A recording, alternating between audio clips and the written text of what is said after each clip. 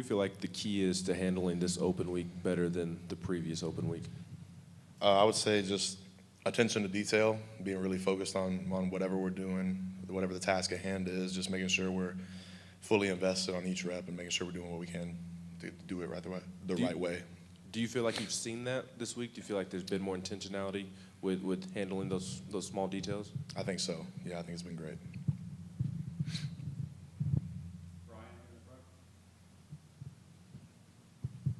Do you feel like the performance of the offense line against Alabama, particularly in the second half, was something you guys can kind of build off of going forward, take the step in the right direction? For sure. Always stuff you want to improve and clean up on. Not every game's going to be perfect, but there's always a perspective where you see growth and more things to try to replicate, and then some things that you got to get better at. But definitely something that's hopeful for us.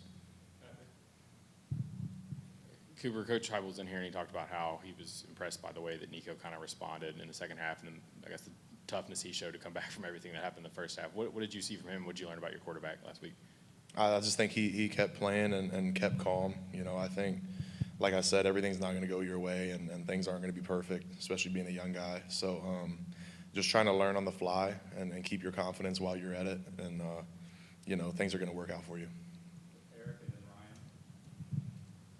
Cooper, how impressive is it to see what the defense is doing, this season so far, and how difficult are they in practice when you guys do best on best, 11 on 11?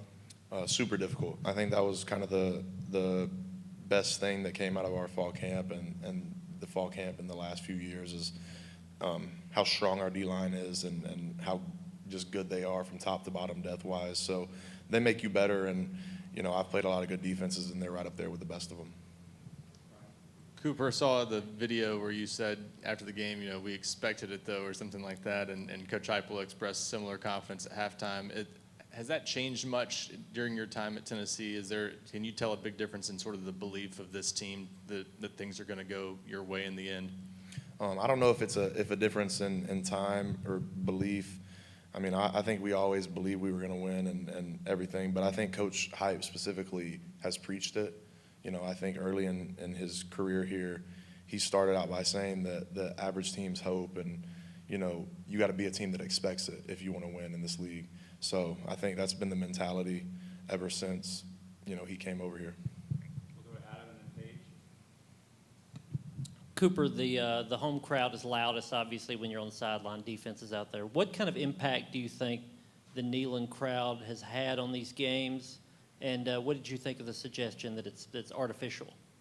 I think that the suggestion that it's artificial is just a huge compliment to the crowd, the fans, the environment in general. I mean, there's no better compliment for it. But crazy loud. I mean, you can't even really explain it. I think it's the best environment in all of college football, truly. I've played in a lot of big games and a lot of great stadiums, and I don't think anyone really does it like Neyland. I wanted to build off your earlier comments where you were saying, you go from hoping and believing to expecting. Was there a turning point in this program during your time here where you kind of noticed that shift in mentality? No, I don't know if there was a shift during the time that we've been here. I think it's just more that it was kind of called to our attention. I'd never really thought about stuff like that before Coach Hype had said it, but ever since he kind of preached it, I think that's been something that's been on our minds.